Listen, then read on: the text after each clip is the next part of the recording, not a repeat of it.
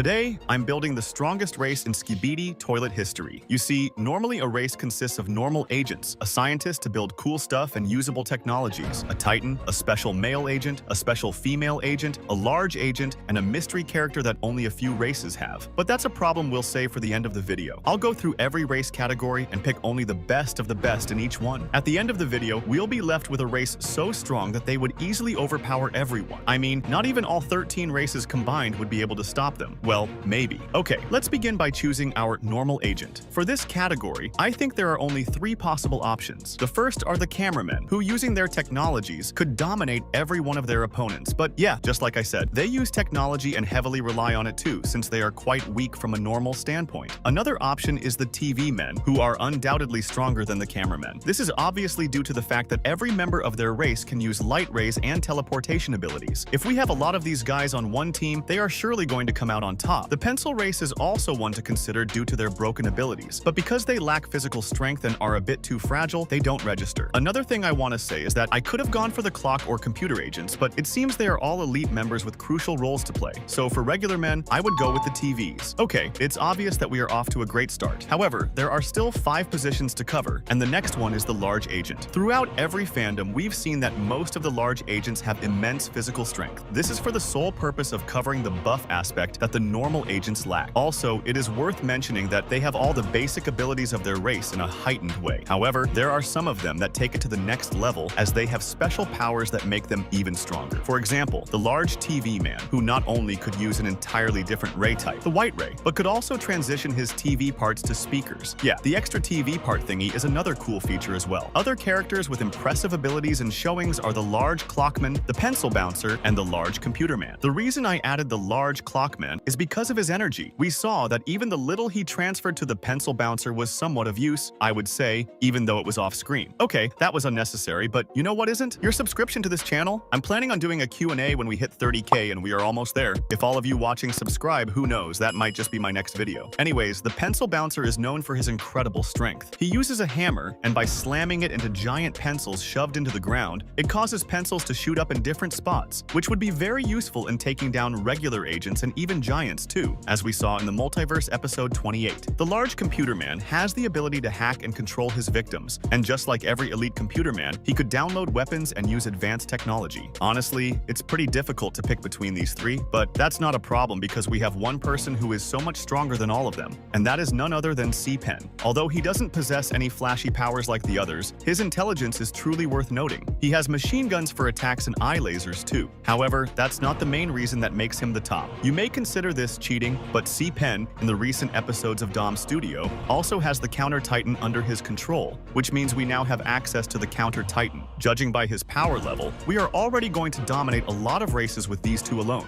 But hold on, because we are just getting started. Now, moving on to one of, if not the most important members in every race. Let's choose our scientist. The scientist is mostly responsible for the creation and invention of new and advanced technology. This plays a critical role in every battle as it helps bring certain advantages in a fight. I mean, the upgrades of every Titan are done by the scientist, right? Okay, now we have the TV scientist, who can also use the TV men's abilities, and, at the same time, is responsible for the new modeling of my daddy TV. Also, I want to say that it seems the TV labs don't have enough technology, or maybe advanced ones, since they had to bring some parts of their samples for the cameras to analyze in their lab, despite having one themselves. But let me know what you think about this in the comments. But that's enough for TVs today, since there are others that are way better. You see, just like I said, the cameras have some more advanced technologies and lab equipment than the TVs, which already shows that they are superior. Using some features from the upgraded Camera Titan, the scientist camera was able to come up with versions compatible with the regular agents. This was also used for the flames as well. Also, I don't think I have to explain the variety of extra weapons and technologies the cameras possess. Even though this guy would be the best option, there's actually one I really have to go for, and that is the clock scientist. Why? Well, you'll see in a little bit. Also, I want to say that Professor Kleiner and the Skibidi scientist are equally, or rather even more capable than any we've mentioned so far. But like I said, you have to trust me on this one. Now, you know the family isn't complete without the daddy, right? So let's pick our Titan. The Titan is always considered the strongest character of every race. And since we're looking for the strongest of the strong, even characters like the Drill Titan with his insane strength and true form transformation would not cut it. So how about the Computer Titan, who has the maximum power of hacking and can pretty much control any hardware technology? Well, I don't think he's making it either. I mean, he is even weaker than the Counter Titan, and that isn't representing our Titan. So, who's taking this spot? Well, I guess you already know we have the Clock Titan and Tri-Titan as the battle for the strongest. Now, amongst both of them, it is obvious that the Clock Titan is kinda superior. I mean, he could even buff himself. Who does that? But even with that, I think I'm going with the Tri-Titan. The Tri-Titan has participated in many battles and at one point was able to go, and after his awakening, he now has the ability to control gravity, which is one of the fundamental forces of nature. The Tri-Titan's power grows stronger and stronger each time, and we don't even know his true potential. However, to make him even more powerful, I have the Clock Scientist, who can do some clock stuff with the Tri-Titan and make some cool technologies on him that might help him use time manipulation as well. And with this, he's now in possession of two fundamentals of nature, which means no Titan could even come close to him except Unique and Unique Titan, that is. Anyways, now let's choose our elite male agent. Honestly, for this one, we have only 3 prime candidates: the Assassin Drillman, Astro Puppy, and the Plunger TV. And although I wanted to go for other characters like TV Daddy and Leo, they haven't really done super outstanding feats. So let's explain the ones we've got. The Assassin Drillman's skills and method of fighting are mostly what carry him here. He has some cool weapons like drill guns and a sword, and they could cause serious damage. The Astro Puppy, on the other hand, has crazy speed and durability. He also has an energy shield, and with this, he was able to defeat almost all the camera agents in episode 75. Plunger TV is quite shady as he's only done one thing, and yet he made it to this list? Well, that's because he was able to damage the Tri-Titan. Not only that, but due to his showings, it seems he has the abilities of both the TVs and the cameras. However, which of them is stronger? Well, I think I'd go with the Astro Puppy. Now, although this race keeps getting stronger and stronger, no matter how strong they get, they still need a female agent. Susie 06 would be an obvious pick for this, as she's shown going up against even Titans, and with the Titan Killer as her weapon, she would be a great help in Titan battles.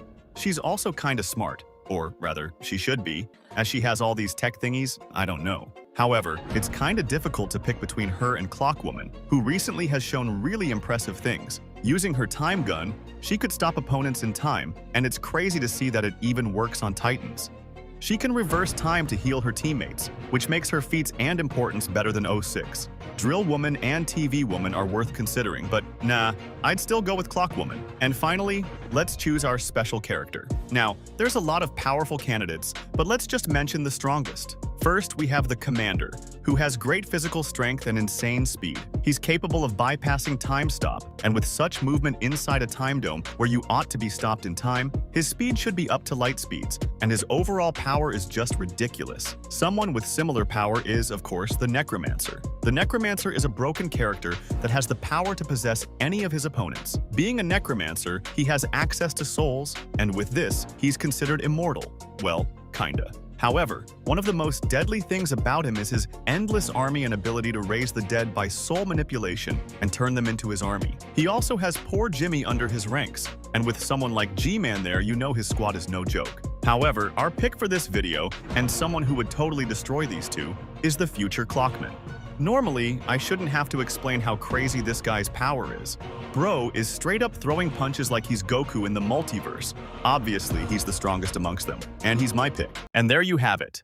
The strongest race in the entire Skibidi fandom. However, let's take it a step further and let luck decide on the strongest race possible. So here's what we're gonna do. We'll spin this wheel, and whichever race the wheel lands on, we're going to take a member from that race to add to our own. You know the drill, right? For videos like this, we can only pick a character once, which means we would only be able to pick one character from each race. There are basically 8 roles to cover: the scientist, the main regular agents, the special female agent, a mystery character. I mean, you already know all these basic stuff, right? However, one very important rule I want to mention is that we would be opportune to discard one race as well when we don't like what the wheel gives us. Also, we'll be adding a Strider to this category as well, because why not? Okay, so let's spin our wheel to see what we get. First, we've got the Skibidi race. Oh man, where should I even start? Okay, the Skibidi race holds a lot of powerful entities. G-Man, the Toilet Emperor, heck, even the Commander and the Necromancer are included as well. However, one thing you would notice here is that we could only get either a Titan or male agent. And truly, the options are great. I could also go for 06 as my female agent, but come on, she ain't cutting it. I think I know just the thing. I'm going for the Scientist. You see, the Scientist Toilet is damn smart. I mean, I don't even have to tell you that, right? He's responsible for the creation of crazy technologies and can also recreate or copy that of the Alliance as well. This means that not only do we get a big brain on our team, we also got a strong one as well, as he's kinda able to handle himself in battle. Let's not forget that his large version was able to keep up with both the camera and speaker titans at the same time. But spinning the wheel again, this time we've got the pencil race. Our options here are the following: C-Pen, the pencil bouncer, and of course our pencil mummy. When it comes to C-Pen, well, he can be used as our large agent just like the pencil bouncer. Now, amongst these two, you can't question the fact that C-Pen is way superior. He's smarter, possibly stronger, and also has better abilities like his intangibility. Also, C-Pen now controls the Counter Titan, which is just insane considering that the Counter Titan is amongst the top 5 strongest titans in Skibidi Toilet history, at least for now. However, Pencil Mummy, on the other hand, is a Titan-level category, and truth be told, her abilities are quite broken as she has the power of creation. However, I would still have to go with C-Pen for the sole reason that we get the counter as an extra perk. Plus, it doesn't have to count as our pick for a Titan since C-Pen is a normal agent, and we have way more capable Titans from other races. But let's see what we can find next. And now we've got the Tri-Race. Hell yeah, I'm on a roll here. The Tri-Race has 3 shown Titans so far and 2 elite agents, but I think we already know what my pick here is, right? The Tri-Titan, which would be on the spot of our Titan. Well, not really, as I have a second place to add to put our big boy, and that is the special or mystery character spot. You see, this spot could suit any of the other categories on this list. In my similar video to this one, I chose the future Clockman since he is one heck of a beast. But this time, I'd take the Tri-Titan. His ability to control gravity is decent, plus, he's a really strong Titan overall. Maybe he could even come close to the Clock Titan when we see what he's truly capable of. Who knows? But I hope I don't regret it because there's a chance I wouldn't get a good race to pick a Titan. However, let's see what we've got next. The Clock Race.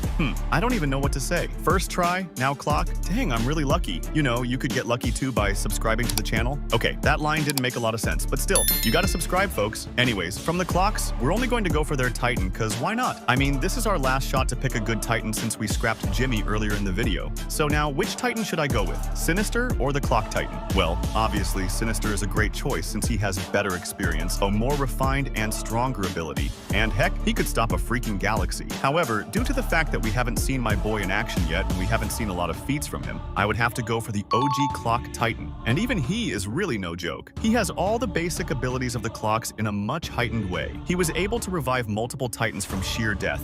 He can heal himself, buff himself, making him more powerful and faster. Dang, is it just me? Or is this time ability just cheating? Like seriously, I could have this in real life and do crazy stuff. Okay, that's far from the topic. The Clock Titan is my pick. You might argue that I could have used the future Clockman, but there's no space left for him, and it's not like I could just slap him as a Titan. Also, Clockwoman could have been a valid choice for our female agent, possibly the best, I would say. But still, like I said, this was our last shot for choosing a good Titan. So yeah, our Titan for our race is the Clock Titan, but spinning the wheel again, the microphone race. Yeah, this race is pretty good, but truth be told, I don't see any spot for any one of them here. I could go for Microphone Woman, but nah. On the woman aspect, I would be quite controversial since you shouldn't only be powerful but cute as well. I mean, you're the only female there amidst all the daddies, so yeah, you have a very important role to play, and if you know, you know.